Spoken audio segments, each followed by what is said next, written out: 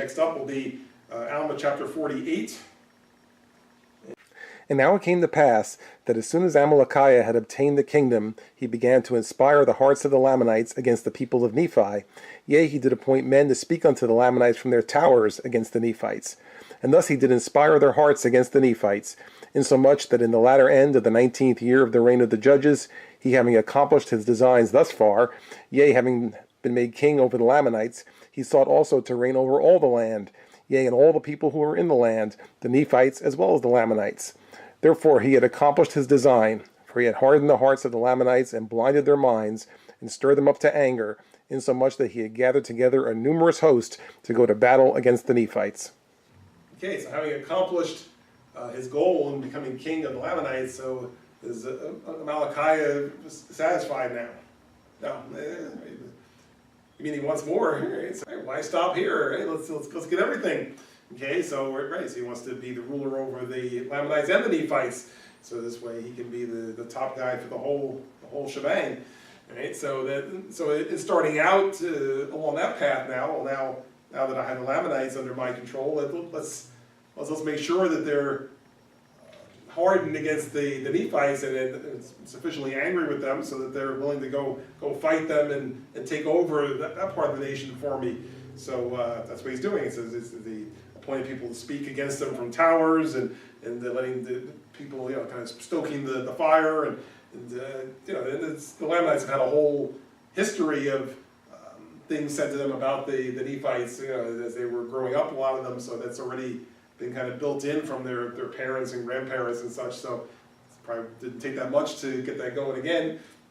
Just like you see that in other cases that people who have had things instilled them over time, you can get them riled up with just a few choice words or speeches, and so that's what they were doing here.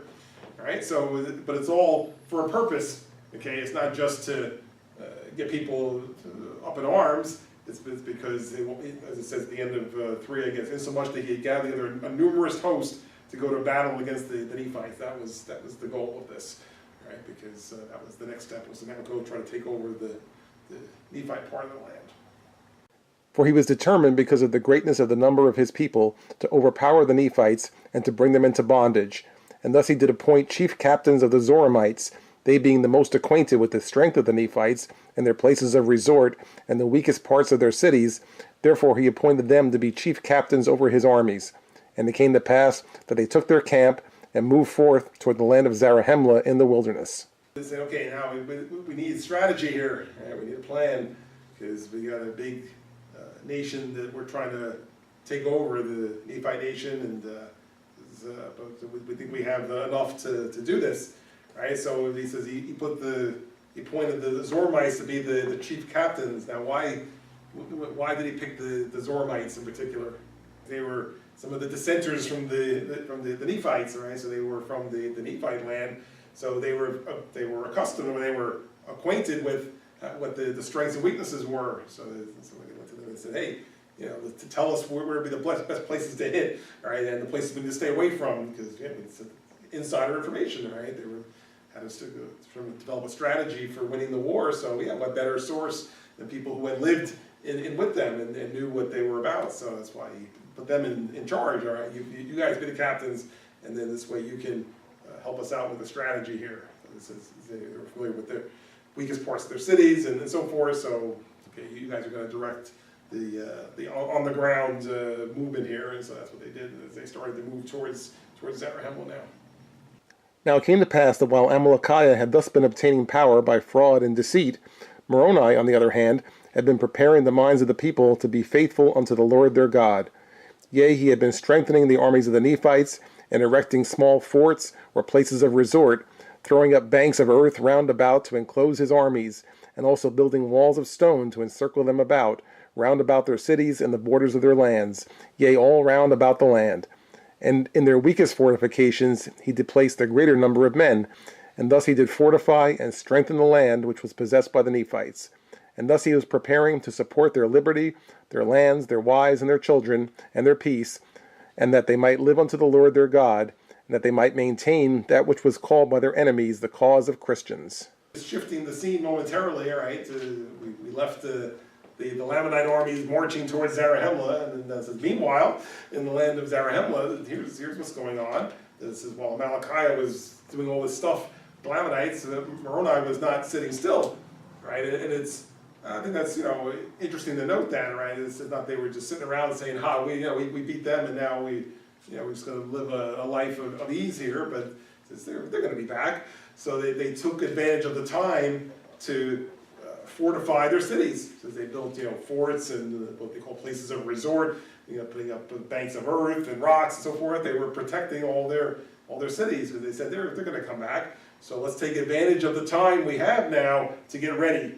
And and I think that there's perhaps a good lesson in there in general for any of us, all right? That when you have some time, take advantage of the time to be ready for what's going to come later, right? Rather than always be in crisis mode and say, well, I'm not going to do anything until the crisis comes, and then I'm scrambling around all stressed out, all right? Well, if you can anticipate that there'll be times of stress and crisis, well, take advantage of the time prior to that to get ready for it. Things we can do to get ready for when the harder times are going to come, and this is what Moroni was doing, right? He was taking advantage of the time to be ready. So, and even to the point of where the weakest forts were, like in verse 9, it says that's where we put more people. We put more men there because that needs more help. The ones that are built up better can do with a little bit less. So they were ready. And so it says in 10, he was preparing to support their liberty, lands, wives, children, and peace. Now, how did they remember what it was that they were trying to support or protect? Title of liberty, right? In the couple chapters ago, right? The title of liberty, which had all this on it, right? Which is something like a flag, as we said, in memory of our wives and liberty and lands and wives and children, right? So they all had the same cause. These were flying all around the city, so that they knew that this is why we were doing what we're doing. And so I'm sure that he was able to rally them based on that to say, to properly protect all these things, we need to get ready. We need to be ready when the Lamanites come again, because they sure as anything are going to be coming again, and he would have been right. And Moroni was a strong and a mighty man. He was a man of a perfect understanding, yea, a man that did not delight in bloodshed, a man whose soul did joy in the liberty and the freedom of his country and his brethren from bondage and slavery. Yea, a man whose heart did swell with thanksgiving to his God for the many privileges and blessings which he bestowed upon his people, a man who did labor exceedingly for the welfare and safety of his people. Yea, and he was a man who was firm in the faith of Christ, and he had sworn with an oath to defend his people, his rights, and his country, and his religion, even to the loss of his blood. So just a few words about their military leader here, right? As we said the other time, his name was Moroni, right? You can see he was a nice blend of strength, and it says he was a strong and mighty man and so forth, and he was a good blend of that, and what else? He was a man of faith, so he had a strong belief in God, is firm in the faith of Christ, and he had really all the good attributes you would want as a godly leader, in this case of the army, right? So he had the natural tools to carry out the job in terms of his own physical strength and understanding and intelligence, but yet also the faith in God, to rely upon God to inspire them to do the right kinds of things and to be mindful of all the people. It says that not only he was thankful to God, but now he was willing to even lay down his life to protect the people who he was supposed to protect. So really, everything you'd want in a leader, right? I didn't really see any shortcomings there, right? It sounds like a pretty good leader. So that's just wanted us to appreciate who it was that they had in charge, and how sometimes when you have a really good leader, that can affect the whole group. And so this was what was happening here. They had a really good leader. Now the Nephites were taught to defend themselves against their enemies, even to the shedding of blood if it were necessary. Yea, and they were also taught never to give an offense, yea, and never to raise the sword except it were against an enemy, except it were to preserve their lives. And this was their faith, that by so doing God would prosper them in the land, or in other words, if they were faithful in keeping the commandments of God, that he would prosper them in the land, yea, warn them to flee, or to prepare for war, according to their danger. And also that God would make it known unto them whither they should go to defend themselves against their enemies, and by so doing the Lord would deliver them. And this was the faith of Moroni, and his heart did glory in it. not in the shedding of blood, but in doing good, in preserving his people, yea, in keeping the commandments of God, yea, in resisting iniquity. So it says that the Nephites were taught to fight in a certain way to defend themselves, right? That's why it says in 14, never to give an offense, right, but rather only to defend themselves, right? That we would only raise swords against an enemy to protect our lives. And so, again, which as you can see, it was just all in a positive way, that they weren't out to take anybody over. And we heard this in other chapters, they weren't there to try to take over the Lamanite nation or just to beat them because they hated them, right? They were happy not fighting at all, but they would only fight if they were attacked, and then they would protect themselves, right? And so by doing that, and by taking a positive approach to it, that they had faith that God would be in the matter, right? And so you see some of the things that it says that they had faith that God would do, right? In the 15 it says that it was their faith that God would prosper them in the land, that he would warn them when they had to flee or to prepare for war, right? That's a pretty good advantage if you think about it, right? That God would warn them when they would to prepare for war. So when we read the other verses that Moroni was taking advantage of the time to get ready, right? I mean, yeah, he was a good strategist and he had a good understanding, yet I would suspect God was also warning them that this is what was coming, right? Get ready, they're coming. So it's just like having a satellite or something, to track the movements, right? That they knew that they were coming because God was warning them, right? So and in 16 kind of more the same. It says that they'll tell them to go defend themselves and that he would protect them. So having faith in God was beneficial to them because it benefited them not only on a spiritual plane, but even in the course of protecting themselves from the enemy. Yea, verily, verily, I say unto you, if all men had been and were and ever would be like unto Moroni, behold, the very powers of hell would have been shaken forever.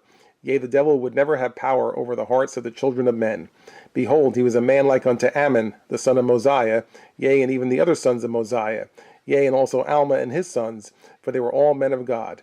Now behold, Helman and his brethren were no less serviceable unto the people than was Moroni, for they did preach the word of God, and they did baptize unto repentance all men whosoever would hearken unto their words. Right, so as it's concluding the description of Moroni and his leadership over the people, it's a pretty good compliment the writer is putting in here. Okay, in verse 17 it says, if more men would be like Moroni, it says the very powers of hell would be shaken, right? The devil would have no power because that's how much he was focused on the things of God and being, having all the right attitudes and the right focus in life and the right focus for this particular mission of leading the Nephite army. And then it compares him to Ammon, right, who was somebody that we read about, as you remember the Ammon and the other sons of Mosiah, that they showed their faith in God by going out among the Lamanite people who were the sworn enemies, yet they went to preach the word to them and were willing to be their servants and just do whatever they could to bring them to Christ. So it says that they were all men of God, so it's again comparing Moroni to that, even though Moroni is not necessarily described as being like a preacher.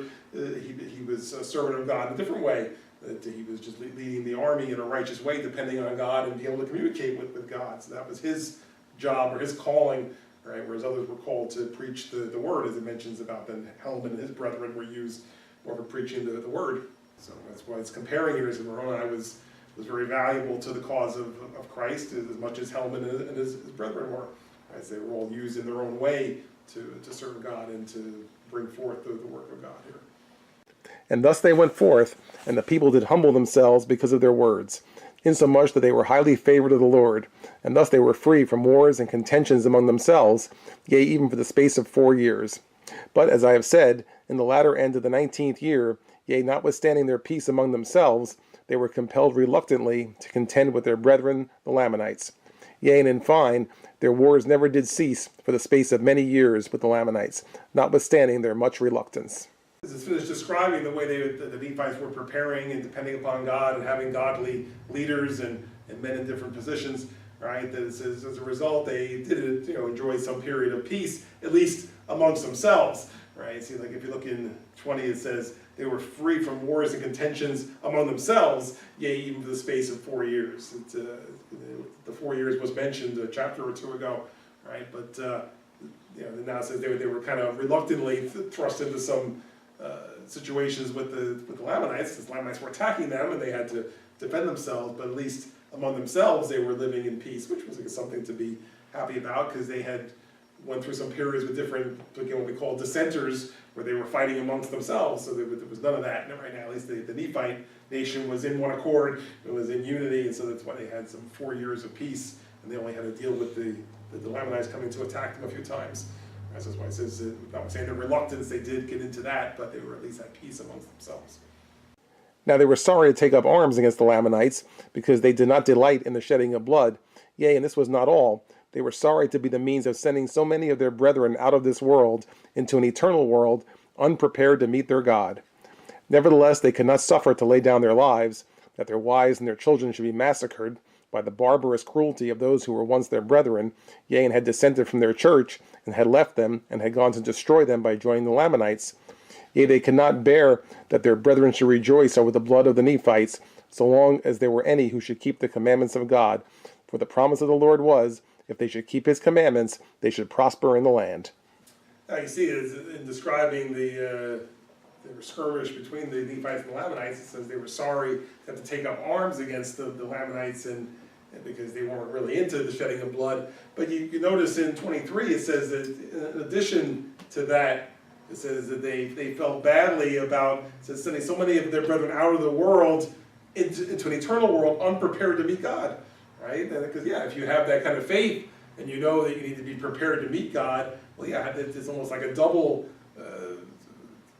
bad feeling, right? To be killing somebody who you know is not prepared to meet God, because they'll never have another opportunity then. So you're sending them into the eternal world where you know where they're going to wind up. So I mean, I'm sure it was difficult for them to do that. It says in 24 and 25, so this is why we had to, because the alternative was to watch them massacre our families and come in, and that's what they want to do. They want to come and kill our families and take over our land and so forth, and so we obviously can't stand by and watch that happen, so we have to defend ourselves, even though this means that we're going to kill people and send them off into the eternal world unprepared to meet God.